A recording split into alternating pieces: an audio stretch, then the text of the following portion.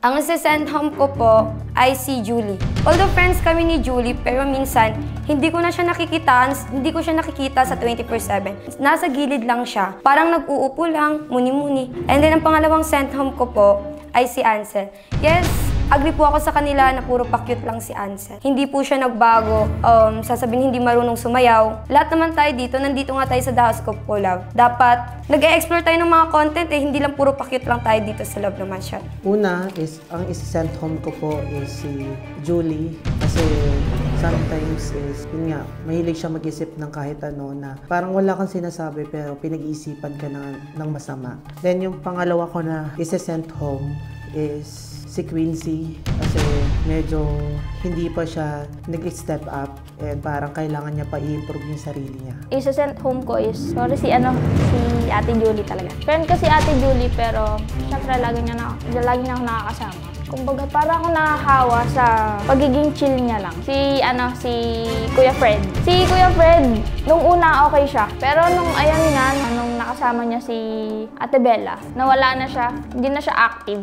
Ang 2 send home ko, si Ansel. Kasi nakita nyo naman kanina yung sinabi ko sa Revelation na wala pa siyang improvement sa pananamit at saka sa mga content niya. Tapos yung last ko, si Kuya Fred. Kasi kulang yung kanyang report card. Hindi siya gumagawa ng iba niyang content. Ang isi-send home ko si Julie. Sa base of performance, minsan ko na makikita si Julie sa 247 at saka yung ikalawa ko isi-send home si Ansel. Sana ang reason ko na lang kay Ansel na improve. Yung dalawang send home ko po ay si Julie. Si Julie po ang first send home ko kasi hindi siya humaharap sa camera, hindi siya nakikipag-usap sa mga viewers. At ang isang content creator na din na isa-send home ko is Quincy. Kasi sobrang bata pa niya, nahihirapan siya mag-adjust, mag-adapt. Hindi pa niya parang pero nilalaban pa rin niya. Vote to send home ko, first is si Fred kasi nawawala na siya ng hindi na feel yung presence niya. And at the same time, more on collaboration siya with Bella. Second send home ko is si Quincy.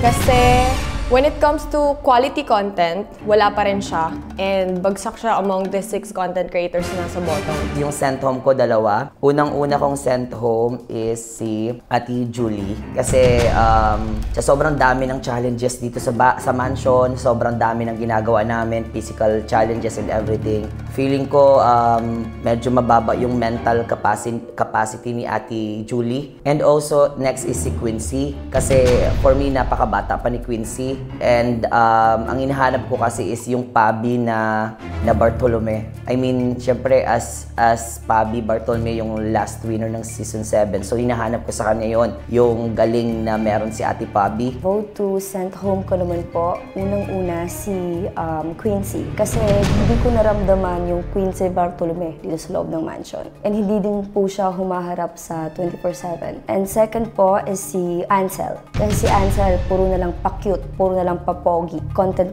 din tayo. Isi-send home ko naman po si Quincy dahil hindi ko pa po nararamdaman ang isang Bartolome na lumalaban. Isi-send home ko din po si Julie kasi hindi po siya humaharap sa Talk 247 live at hindi gaano na namalis ng mga viewers. Yung dalawang send home ko po is si Kuya Fred kasi nung una very consistent siya, nakikita ko siya sa mga contents niya, pero medyo nakita ko nitong 3 days na nandito po ako sa The House of Collab, medyo nag-lie low na po siya. And yung isa ko po pong sent home is si Kuya Ansel kasi nakita ko rin po na medyo nagla-lie low po siya, especially sa mga contents niya. And madalas ko lang po siya nakikita sa lunch. Ang una kong sent home, si Julian. Lagi ko lang siya nakikitang kasama si Quincy. Hindi siya gaanong naharap sa 247. Pangalawa kong sent home, si Quincy. Same reason kay Julian. Lagi lang sila magkasama. Pati sa bottom, magkasama pa rin sila. Ang 2 sent home ko, si Ate Julie. Sorry. Si Ate Julie kasi ang bigat ng pakiramdam ko sa kanya. Okay kami ni Ate Julie pero ang bigat talaga ng pakiramdam ko sa kanya. Kasi parang nanjudge siya ng mga tao sa The House of Collab. And si Ansel. Magaling siya sa deliverables. Yung mga ginagawa niya, masipag siya. Pero sa mga challenges, magaling siya mandaya. Sent home ko po si Hansel kasi parang pa-cute lang po yung content niya. And then pangalawa ko po si Fred. Parang sarili lang yung photo set home ko naman is Fred po. These days kasi si Fred, more on siya, focus kay Bella. Parang yun siya namin ramdam. Second po is si Bunso, si Quincy po. Kasi when it comes to quality contents, syempre nandito tayo. Pag quality contents, kailangan talaga. Which is valid naman sa kanya. Pero kasi nga, I don't know what unit she was using. Pero if you guys want to do quality contents, you have to find way. Diba? Isa-sent home ko si Ansel. Reason, overall performance in general. Second is Quincy. And the reason is same overall performance as well. Sent home ko po ay si Julie po. Si Julie dahil kasi siguro nakulangan lang ako sa kanya sa efforts na ginagawa niya and parang tingin ko sa kanya nape-pressure siya. And ang isa ko pang sent home ay si Quincy. Si Bunso dahil kasi parang feeling ko sa kanya ay hindi niya pa season ngayon ng The House of Collab. Ang sent home ko ay si Fred. Ramdam kong since last week, akala ko is focus namin ditong lahat is 1 million. Pero nagbago yung pati Fred. So kay siya nag-focus, Cameron.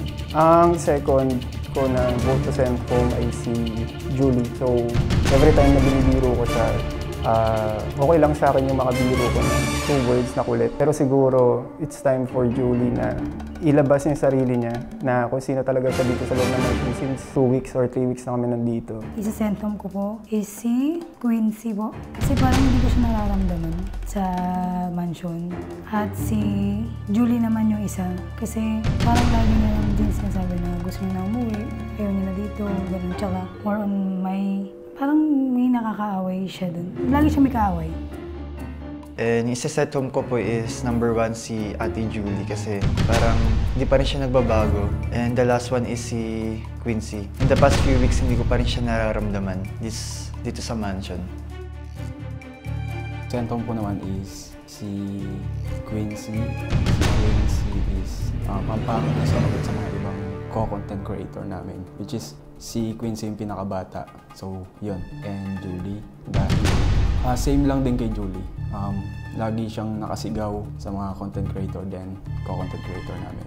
Ang gusto ko is sent home una si Quincy. Si Quincy kasi napansin ko sa kanya is medyo knowing na bata siya, lumalabas talaga yung pagka-childish niya and lagi siyang nagagalit. Sent home ko is si Julie. Naging ka-close ko siya pero umabot sa part na nangyari is ako na yung madadamay mismo sa nagiging problema or issue. Si sent home ko po ay si Quincy po.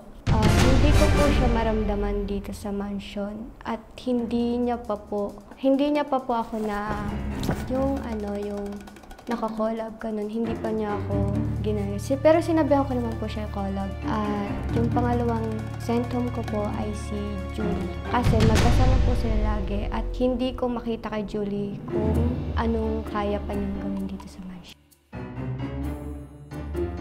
First, si Quincy, gusto ko siyang bigyan ng chance, pero lagi naman niyang kasama si Julie, which is nagpapahiram si Julie ng phone para makapag-content. Pero hindi ko siya nakikitaan ng parang nagmi-make din siya ng effort inside of the mansion. Second ko, Julie. Kasi ang hirap ng parang nagmamanifest ka ng negative things dito sa loob ng mansion, na tapos magagalit ka pag inaasar ka ng mga kapwa mo sisi, na which is sa'yo din naman nanggagaling yung mga inaasar nila sa'yo.